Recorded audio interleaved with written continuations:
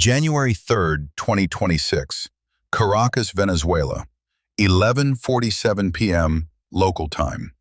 200 miles offshore, in the black, rolling expanse of the Caribbean, the USS Gerald R. Ford Carrier Strike Group was executing what would later be described as a most sophisticated deception operation of the modern era. The media would call it a raid. That word would miss the point entirely. This was not an attack. It was not a show of force. It was not even deterrence. It was something far more precise, far more unsettling. It was the deliberate engineering of reality itself. To insert a Delta Force team into a hostile capital without detection, stealth alone is sometimes insufficient. Silence can be just as dangerous as noise. On this night, American planners embraced a paradox older than warfare itself. When the enemy listens too closely, the safest place to hide is inside the sound. You do not disappear, you overwhelm perception until everything extraordinary appears routine.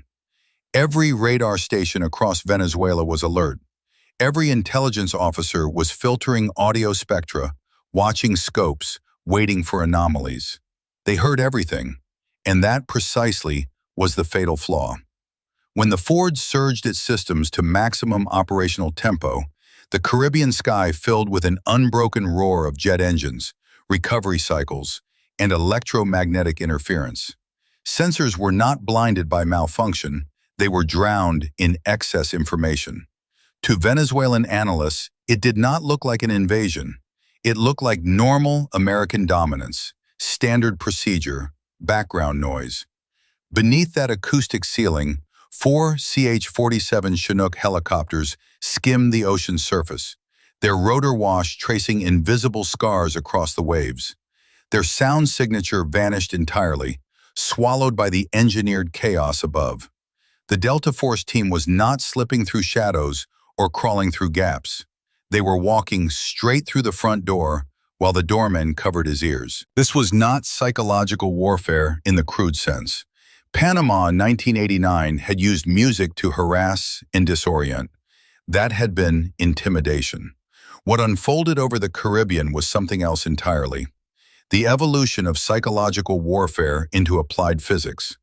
A sonic shield, tempo weaponized, geometry weaponized, human perception turned against itself. To sustain the illusion, the Gerald R. Ford had to do something no previous carrier could manage. It had to keep more than 100 aircraft airborne continuously, without gaps, without drops in acoustic pressure. On older Nimitz-class carriers, this would have been impossible. Steam catapults are limited by pressure. Launch too fast, too often, and the system collapses. Jets fall short. Aircraft end up in the ocean. The Ford did not use steam, it used electrons. The electromagnetic aircraft launch system, EMALS, functioned less like a catapult and more like a railgun laid flat across the deck. Electricity surged through coils embedded beneath the flight surface, generating magnetic fields that hurled aircraft forward with brutal precision. 0 to 170 miles per hour in 2 seconds. 45 seconds to recharge. Where steam needed 4 minutes, EMALS needed less than 1. The math changed everything. Every 2 minutes, another jet was flung into the night. Every 3 minutes, another trapped the deck, rolled, refueled, and was pushed back into the launch queue. For 6 straight hours, the acoustic floor never dropped. The sonic shield never fractured. The Ford hit a sortie generation rate approaching its maximum surge capacity. Nearly 270 sorties in a single day. Operational overmatch, not through violence, but through tempo. Enemy radar operators struggled not because they could not see, but because they saw too much.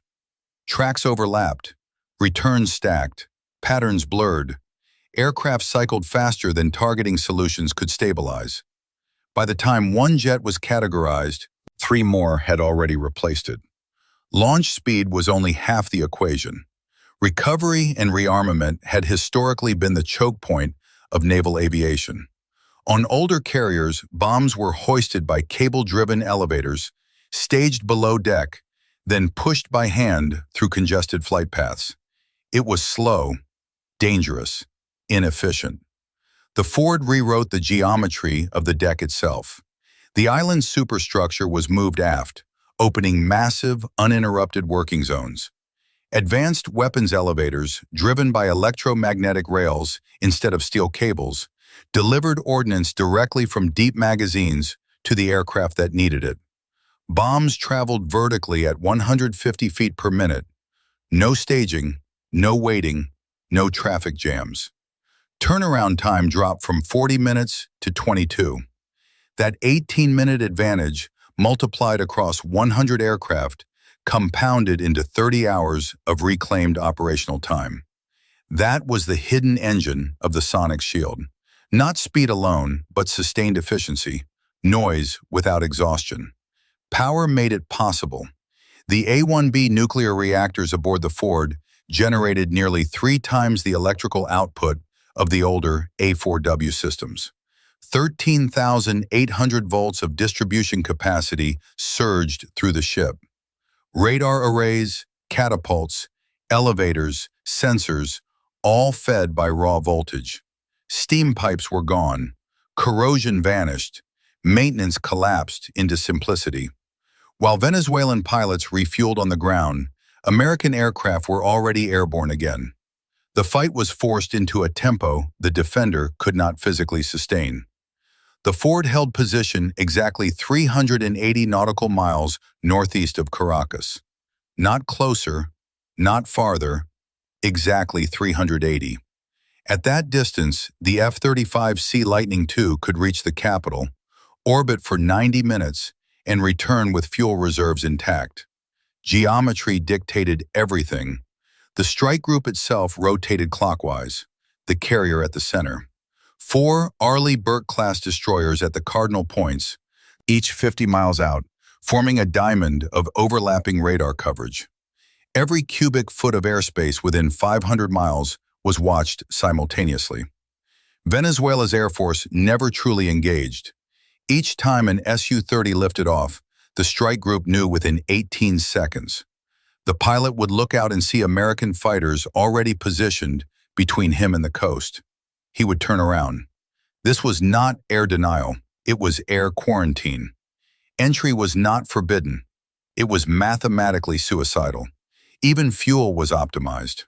Circular flight paths aligned with prevailing winds reduced consumption by 11% compared to linear patrols. Across 6 hours, that efficiency saved nearly 300,000 pounds of fuel, extending the operation by 90 critical minutes. Tactics bled seamlessly into logistics. Nothing was accidental. Midnight settled over Caracas. The Delta Force team moved through streets lit by flickering lamps and failing infrastructure. To the naked eye, visibility was poor. To the Americans above, the city glowed, not with light, but with data. F-35 sensors painted a 3-dimensional radar image of the terrain below, updated every 1.2 seconds. An invisible floodlight illuminated everything. The Caribbean environment normally defeated radar. Evaporation ducting, caused by hot, humid air layers above the ocean, bent radar beams downward, creating false contacts and blind zones. Ships appeared where none existed. Missiles vanished into noise. The Ford saw through it all. Its dual-band radar system combined S-band volume search with X-band horizon scanning. One ignored surface clutter. The other cut through moisture with surgical precision. Islands, humidity, heat, all stripped away. Where single-band systems hallucinated, the Ford perceived reality. When Delta requested overhead surveillance, it arrived instantly. Thermal imaging, pattern of life analysis, movement prediction. The battlefield was not lit, it was decoded. But distance still mattered. From the Ford, F-35Cs needed 28 minutes to reach Caracas. 28 minutes was an eternity if the team was compromised. 80 miles closer, the USS Baton, a Wasp-class amphibious assault ship, sat silent. On her deck waited 18 F-35B Lightning IIs. The F-35B did not need catapults. Behind the cockpit, a lift fan engaged through a carbon fiber driveshaft connected directly to the main engine. When activated, a clutch transferred 29,000 horsepower in an instant, equivalent to 40 Formula One cars, while the rear nozzle rotated downward 90 degrees. The aircraft balanced on a column of raw thrust. Short takeoff, vertical landing. The Baton did not need to turn into the wind. She launched from a standstill. From that position, F-35Bs reached Caracas in 11 minutes. Range was traded for immediacy. At 3:10 a.m., the extraction became contested. At 3:11, F-35Bs were overhead. At 3:28, F-35Cs arrived from the Ford. A layered response. The Dagger and the Sledgehammer. Neither fired a shot. The resistance collapsed under presence alone. This was deterrence proven in real time. The most powerful weapon was the one never used. By dawn, the mission was complete. A head of state was in custody. A city still stood. No bombs had fallen. No buildings burned. No civilians were harmed. The operation succeeded not because of aggression, but because engineers asked a different question. Not how to destroy, but how to win without destruction. The answer was mathematics, positioning, frequency, geometry, acoustic camouflage through sustained noise. Nothing here required new physics, only the ruthless application of known principles at unprecedented precision. Over 6 hours, more than 100 aircraft flew without a single mid-air incident.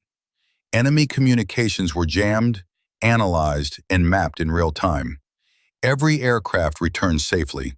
And somewhere on the flight deck of the Gerald R. Ford, a 19-year-old sailor from Wisconsin launched jets every 45 seconds without error. He did not know he was making history. He enlisted because college was too expensive. His job was a checklist. His precision was the difference between success and catastrophe.